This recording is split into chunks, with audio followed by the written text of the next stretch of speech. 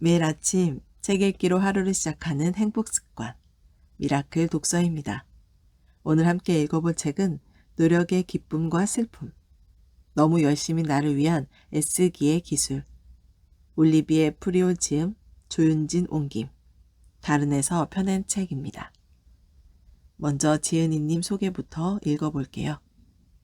올리비에 프리올, 철학자이자 소설가, 에세이스트, 강연자다. 또한 단편영화 감독이자 시나리오 작가 겸 편집자다. 고등학교에서 3년간 철학을 가르치기도 했다. 철학자 푸코, 들레즈, 알랭을 좋아하고 그르니에를 각별히 존경한다. 첫 소설 메피스토 왈츠로 문단과 독자들로부터 큰 호평을 받았고 이후 소설과 에세이를 다수 집필했다. 파리 13구역의 영화관에서 수년에 걸쳐 진행한 철학 강의 시네필로로 젊은 철학도들에게 열렬한 반응을 이끌어냈고 이 강연은 스튜디오 필로라는 TV 프로그램으로 제작되어 프랑스의 새로운 철학 읽기 바람을 불러일으키기도 했다. 지금은 파리에 살면서 철학과 영화에 대한 다수의 강의를 하고 있으며 친구들과 함께 술을 겉들이며 자신의 생각을 전하고 있다. 들어가며 때로 노력은 무용할 뿐 아니라 비생산적이기까지 하다.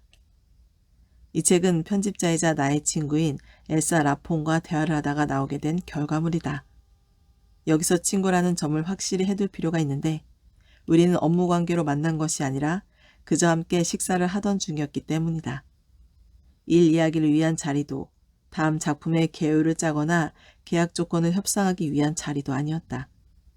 우리는 서로의 가족과 함께 모여 와인 한 병 곁들인 식사를 하며 대화를 위한 대화를 이어갔다.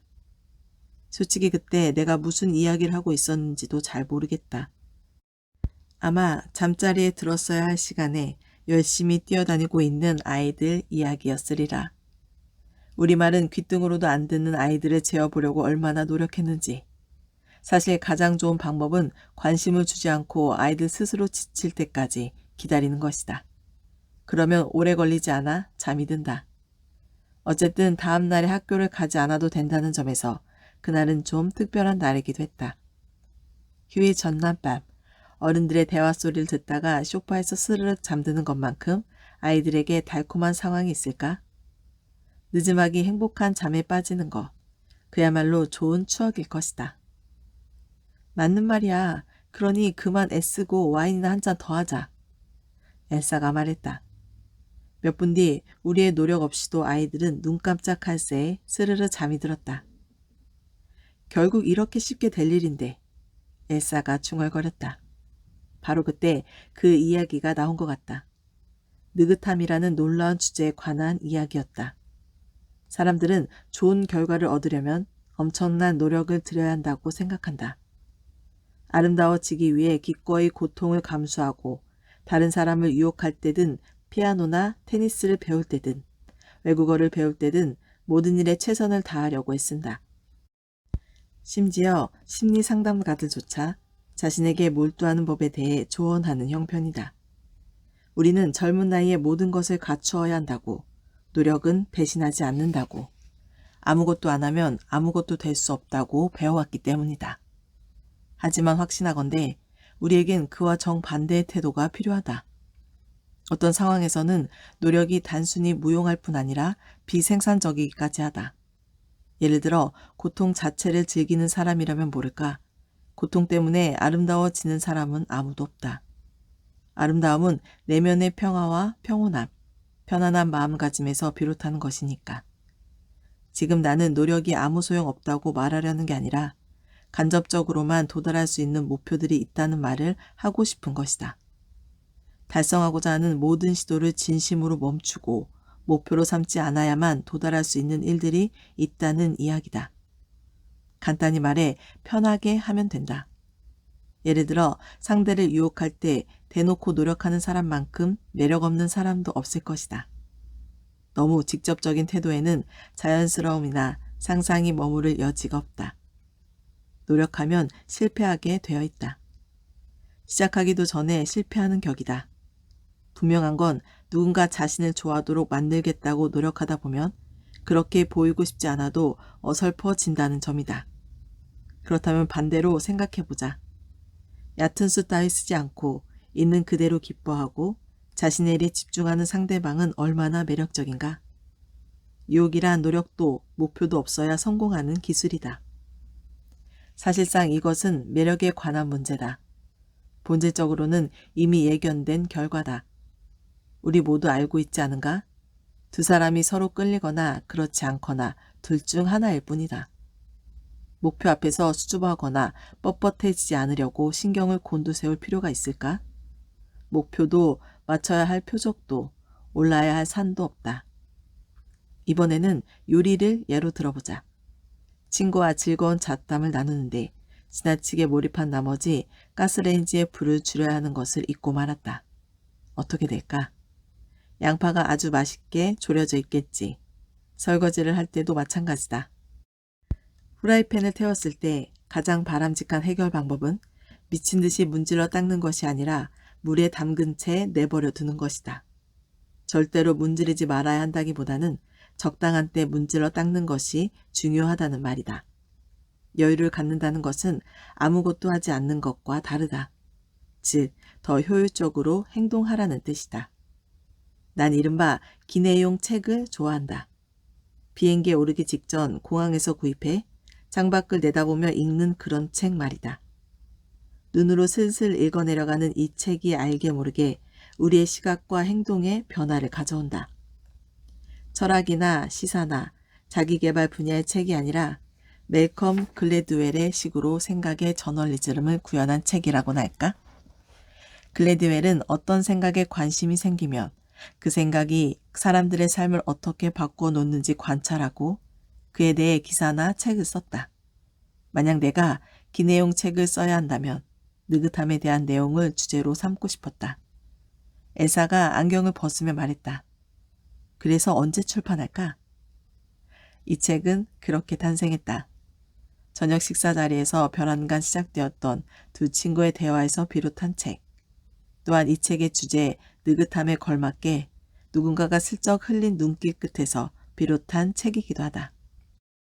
거창한 프로젝트가 아니었기 때문에 특별한 노력을 들일 필요도 없었고 계획된 의도나 납득시킬 대상도 협상도 필요 없었다. 모든 것이 놀랍도록 분명했을 뿐이다. 그것이 바로 여러분이 지금 읽고 있는 이 책이다. 이 책이 애초에 비롯한 방식대로, 그러니까 특별한 노력 없이 목표를 이루기를, 그리고 여러분도 이 책에 영감을 주었던 대화의 흐름에 따라 자연스레 이어지는 페이지를 통해 그 목표에 닿기를 바란다. 챕터 1. 계속하기. 앞을 향한 시선이 우리를 지탱하는 줄이다.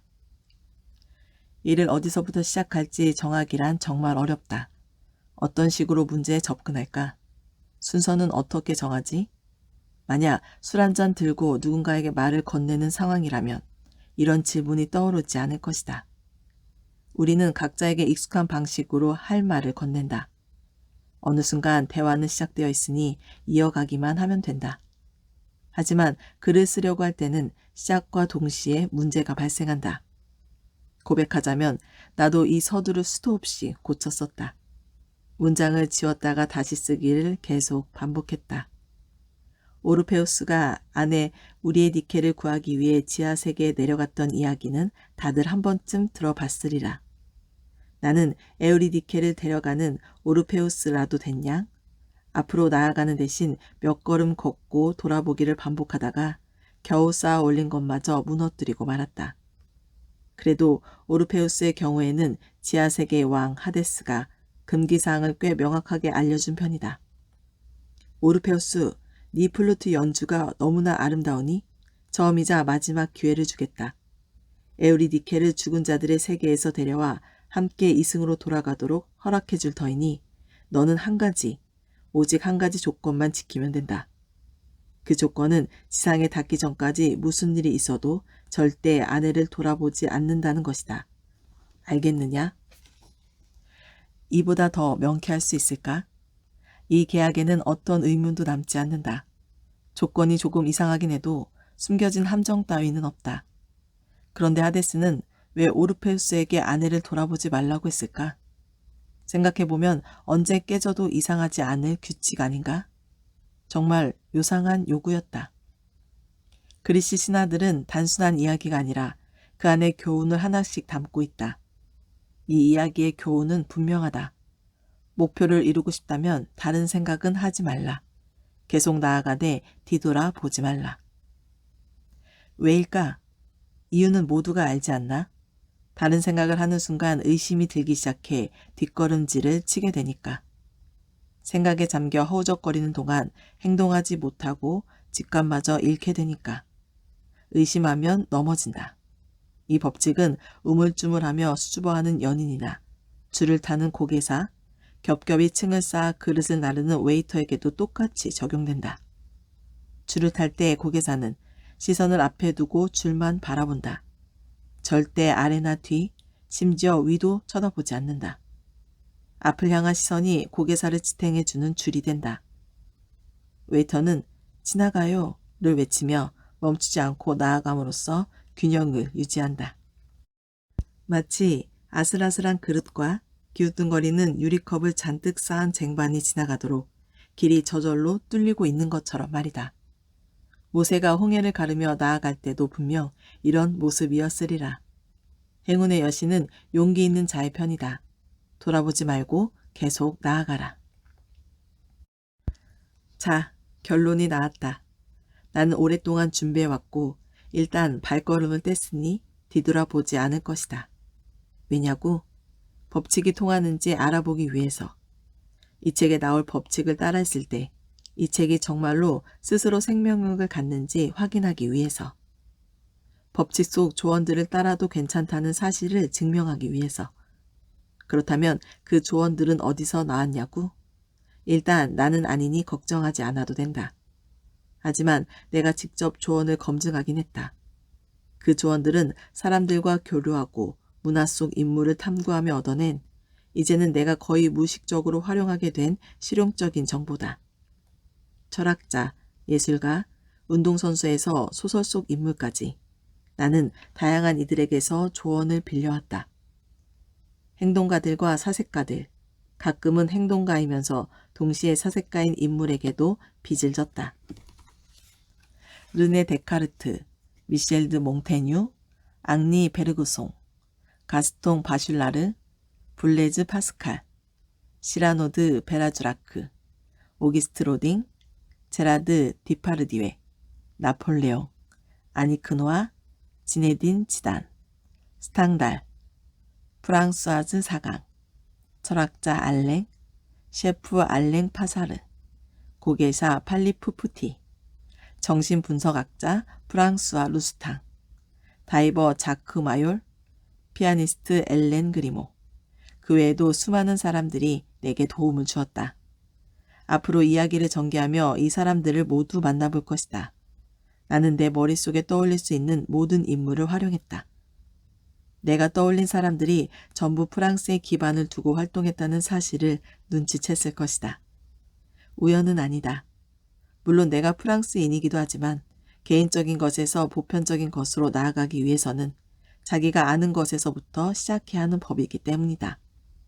하지만 수월함과 관련한 프랑스 특유의 개념이 존재하는 것 또한 사실이다.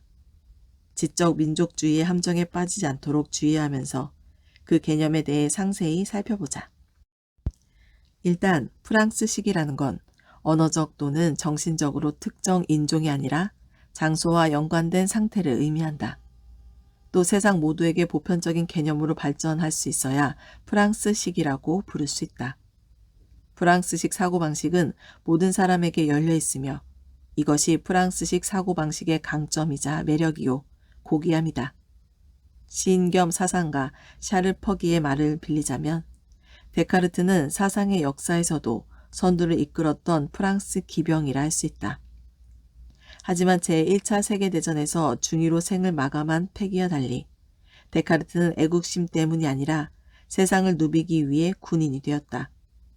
꽤 높은 지위까지 오른 패기가 시사했듯이 데카르트의 방식이나 생각이야말로 프랑스식의 결정체였다. 그러나 그의 방법론은 사유를 누구라도 할 수 있는 간단한 것으로 보이게 만들었고 나는 생각한다. 고루 존재한다. 라는 그의 문장이 지닌 명확함 또한 보편적이었다.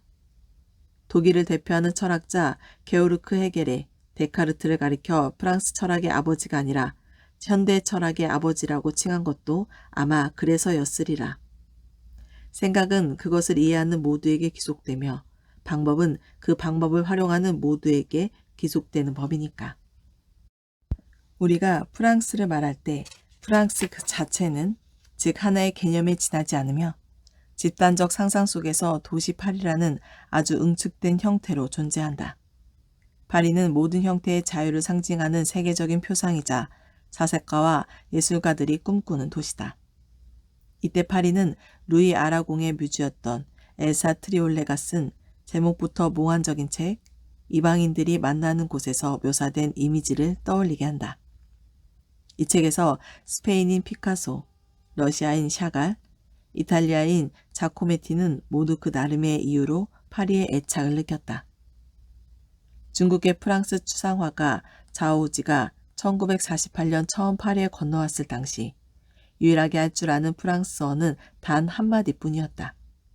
그가 택시기사에게 건넸던 그 단어는 초등학생에게 물어도 알만한 몽파르나스였다. 그가 말한 몽파르나스는 그저 기차역에 있는 곳이 아니라 열망에 찬 화가들이 꿈꾸는 신비의 장소였다. 우연히도 그는 여생을 자코메티의 작업실과 아주 가까운 곳에서 보냈다. 어쩌다 중국인으로 태어났지만 프랑스에서만 심장이 뛰었던 사람이다. 이제 어느 정도 요점을 파악했을 것이다. 프랑스식 삶에 매혹되기 위해 반드시 프랑스인으로 태어날 필요는 없다. 그렇다면 과연 프랑스식 삶을 구성하는 요소는 무엇일까? 그것을 면밀하게 정의하려다 보면 프랑스식 삶을 매력적으로 만드는 아주 중요한 특질인 고유의 신비함을 잃게 될지도 모른다. 17세기 무렵 루이 14세의 치세에서 교양 있는 사색가들은 거의 아무것도 아닌 것, 이거나 뭐라 말할 수 없는 것이라는 기족적인 구절로 고상한 취향을 정의했고 이로써 예술적인 걸작과 그렇지 않은 것을 구별 지을 수 있었다. 성공이란 얼마나 노력을 들였는가와 상관이 없었다. 오히려 눈에 보이는 노력을 하지 않는 것, 즉 예술가들이 어떤 목적을 달성할 때 얼마나 자연스럽고 솜씨있게 해냈는가가 중요했다. 예술가들은 분명히 노력했지만 손재수 좋은 마술사나 아주 겸손한 사람들이 그렇듯 자신의 노력을 드러내지 않아야 했다. 노력하지 않음이라는 프랑스식 미학의 역사는 위대한 시대이자 왕실의 시대였던 17세기로 거슬러 올라간다. 혁명을 거쳐 탄생한 부르주아 계급은 논리적으로 당연하게도 이와 반대되는 입장을 펼쳐 평등과 노동의 가치를 열렬히 옹호했다. 만약 무리에서 돋보이고 싶다면 출신이 아닌 자신의 우수함을 활용해야 했다. 그래서 그들은 이렇게 외쳤다. 시민들이여 일터로 가자. 하지만 기묘하게도 명백히 귀족적인 느긋함이라는 관념은 혁명 이후까지 살아남았다. 귀족적인 것들은 말살되기는커녕 대중들에게로 확산되어 모든 시민이 군주가 되었다. 그가 죽었다. 나 자신 만세. 프랑스인들이 규율을 거부하고 변덕스러우며 불만을 적극적으로 표현하는 이유는 아마도 일련의 군주제 사회에서 개인으로 존재하며 오직 자신의 만족에만 집중했기 때문일 것이다. 거기에 미식이라는 개인의 과시적인 자유와 아름다움을 판단하는 취향, 늘 올바르고자 하는 욕구까지 더해지면 프랑스 전쟁에 프랑스다운 맛을 주는 뭐라 말할 수 없는 것에 대략적이지만 꽤 정확한 공식에 도달한다. 이는 귀족의 오만함과 서민의 무례함, 가벼운 일을 대하는 진지함과 아주 진지한 순간을 대하는 가벼움이 섞인 혼합식으로서 간단히 말해 고상함과 즐거움이라는 두 가지 개념과 상통하는 노력하지 않음을 향한 욕망이다. 이러한 노력하지 않음의 극치는 학습된 태반, 사실 몇 시간 준비했지만 막 준비를 시작한 것처럼 행동하는 고상함이라 할 수 있다. 의도된 부스스함이란 이런 것이다. 내 머리가 헤어 디자이너의 손길을 거친 공들인 머리라 해도 절대 그 사실을 드러내지 않는다. 원래 그랬던 것처럼 자연스럽게 보이기 위해 거울 앞에서 몇 시간을 보낸다. 나는 이 페이지를 완성하는데 몇 개월이 걸렸지만 독자들은 내가 이 정도는 단숨에 써내려 갔다고 생각하게 만들고 싶다. 진정한 멋이란 언제나 완벽하게 자연스러워 보이는 것이다. 하지만 오해해서는 안 된다. 노력하지 않음은 절대로 그냥 달성되지 않으며 오히려 최고난이도의 기술이 필요하다. 세상에서 가장 어려운 일이다. 딱 하나 이보다 더 높은 수준의 기술이 필요하며 훨씬 더 어려운 일이 있다면 노력하지 않은 것처럼 보이는 일에 만족하기를 거부하고 이를 내면으로 느끼되 실제로 경험하며 생활하는 것이다. 우아함을 한꺼번에 분출하거나 찰나의 순간에만 내비치는 것이 아니라 지속적이고 확실하며 분명하게 드러내는 것. 바실라르가 말했듯이 만족은 노력을 들이지 않고 쉽게 느낄 수 있지만 행복을 느끼는 법은 반드시 배워야만 한다. 만족에서 행복으로 가기 위해서는 넘어야 할 산이 하나 있다. 바실라르는 소르본 대학의 교수로 마법사 멀린처럼 하얀 수염을 길게 기르고 심술궂은 눈빛을 지녔으며 늘 상상력과 우정 그리고 시적 감흥을 갈구했다. 그것들이 바실라르에게는 행복의 원천이었다. 이 책에서 나는 바실라르를 비롯한 다른 이들의 방법들도 함께 소개할 것이다. 행복에 이르는 길은 여러 갈래로 나뉘었지만 어떤 길들은 결국 하나로 통하기 때문이다. 여러분과 이 길을 함께 걸으며 추구할 만한 가치가 있다고 여겨지는 것들이 나올 때마다 멈춰서서 하나씩 자세하게 살펴볼 생각이다. 오늘 미라클 독서는 여기까지 읽도록 하겠습니다. 오늘도 감사합니다.